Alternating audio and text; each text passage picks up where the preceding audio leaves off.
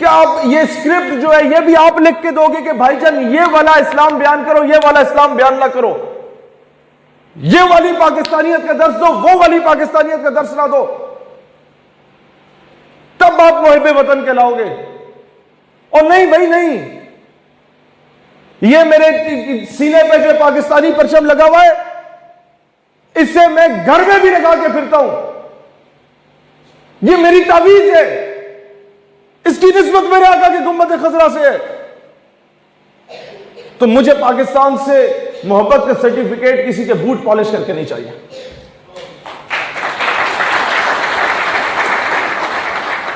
मेरे भाई ने कहा नजरियाती तहफ़्फ़ुज़, ज्योग्राफिकल बाउंड्रीज का तहफ़्फ़ुज़, मेरा भाई भी कर रहा है, मेरा बाप भी कर रहा है, मेरे दादे का भाई 65-71 की जंग लड़ा, मेरा नाना 65-71 की जंग लड़ा, अब्बा जी का कजन 3 साल इंडियन जेल में रहा, मेरी खाला आर्मी ऑफिसर लेफ्टिनेंट कर्नल वो वाहिद खातून जिसकी पूरी टांग शहीद होगी धमाके में।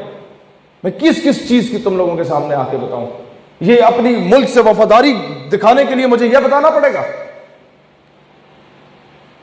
क्या मुल्क से वफादारी के लिए इतना काफी नहीं है कि आज हिंदुस्तानी मीडिया मुझे दहशतगर्द कहता है? क्या मुल्क से वफादारी के लिए इतना काफी नहीं है? लेकिन मसला क्या है, आज मुल्क की वफादारी सिर्फ इन अंग्रेजों के कुत्ते नहलाने वालों के बूट पॉलिश करने से मुंसलिक कर दी गई है, जो कभी आपको नवाज शरीफ की सूरत में मिलेगा, कभी इमरान की सूरत में मिलेगा, कभी जरदानियों की सूरत में मिलेगा। अपनी वफादारियां तब्दील करो, अपनी वफादारियां रियासत के साथ रखो, पाकिस्तान के साथ रखो। और रियासत से भी कहता हूं कि रियासत मां होती है भाईजान। मां अगर मुझे मस्जिद के तकद्दुस पर FIR काट के दे देती है, तो वही मां जो है वो इस्लामाबाद, कराची और लाहौर की सड़कों पर नंगा नाच करने वालों पे भी FIR काट के दिखाए ना। ये मां का दोहरा मेयार मुहिब्बे वतन लोगों के लिए और गद्दारे वतन के लिए अलग अलग क्यों है? ये मां का दोहरा मेयार इस्लाम पसंद कुव्वतों और एंटी इस्लामिक कुव्वतों के लिए क्यों है? ये सवाल करना गद्दारी नहीं है। मुझे बताओ ना, हम लोग तो वो हैं कि जब बलूचिस्तान में पाकिस्तान का परचम उठाना जुर्म समझा जाता था, इस हद तक इंडियन इन्फ्लुएंस हो चुका था, इस हद तक इंडिया ने पैसा फेंक दिया था। I was the first one जिसने डेरा बुगटी में 2015 में 5-7 हजार लोगों का जलसा करके पाकिस्तानी परचम लहराया था। I was the first one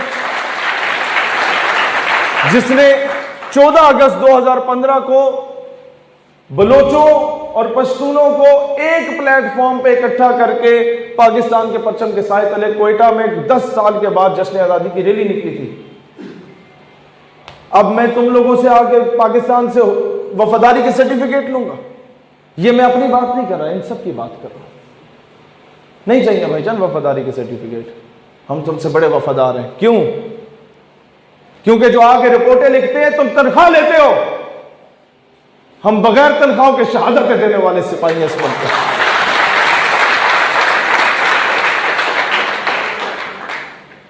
लिहाजा किसी को जाके ये प्रूव करने की जरूरत नहीं है यू आर मोर पाकिस्तानी।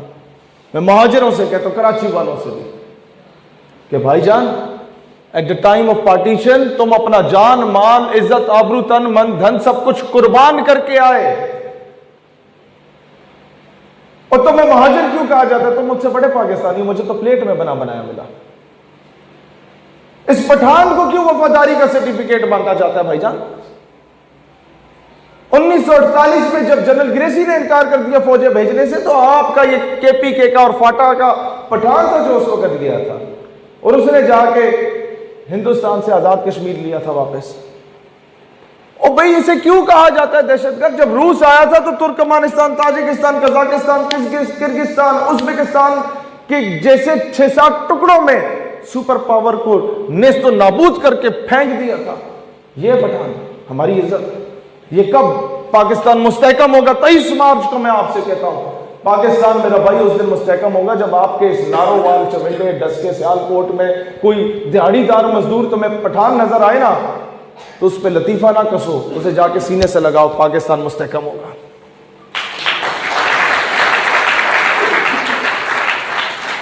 इन लोगों ने लसानियत की बुनियाद पर कौम को तकसीम किया। कभी सिंधी कार्ड खिलवाया, कभी पठान कार्ड खिलवाया, कभी बलोच कार्ड खिलवाया, अभी साउथ पंजाब में पंजाबिस्तान का कार्ड खिलाएंगे।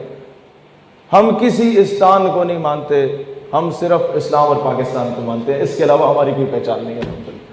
सबसे ज्यादा गिला क्या रहा अपने इन प्यारे लोगों से जिनके लिए हम लोग हमेशा दुआएं करते हैं।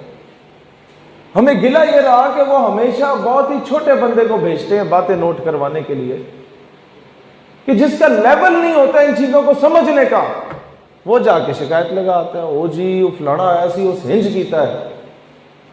उस उल्लू के पट्टे को बताओ कि इसका एक भाई सियाचिन में इस वक्त 20,000 फीट की बुलंदी पे बैठा हुआ है पिछले 8 महीनों से, और उसको यह भी बताओ कि इसके बाप ने 32 साल अफवाज पाकिस्तान में सर्व किया और ब्रिगेडियर के रैंक पर रिटायर होकर आया है।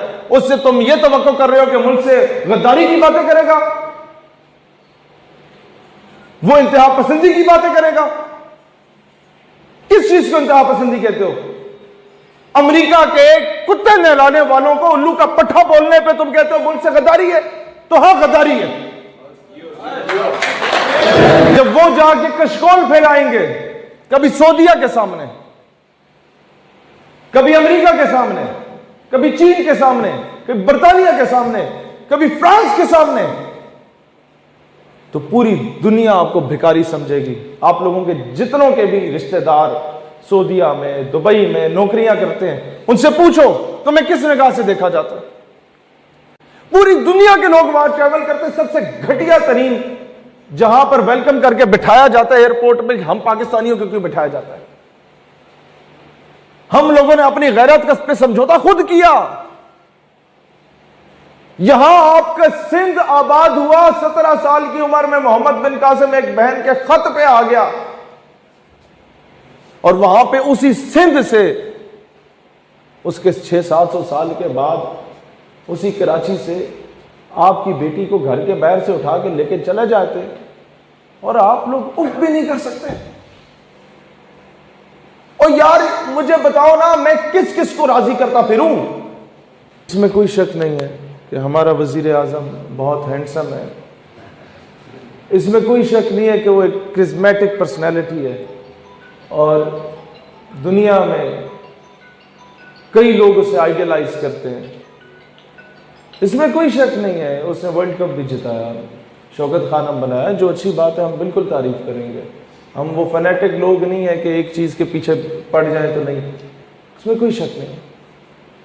लेकिन मैं उन्हें याद कराना चाहूँगा आज 23 मार्च को कि किस मुंह से हम लोग यौम पाकिस्तान मना रहे हैं, कि जब हमारी कौम की बेटी हमारी घर से उठा के अमेरिका के हवाले कर दी गई।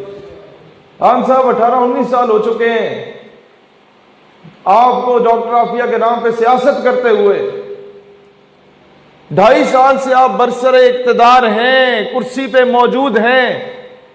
आपने इन 2.5 सालों में एक मर्तबा भी कौम की बेटी का नाम अमेरिका के सामने जाके नहीं लिया, तो फिर हमें कहने पे मजबूर होते हैं ना जनाब कि कुर्सी है तुम्हारी, ये जनाजा तो नहीं है।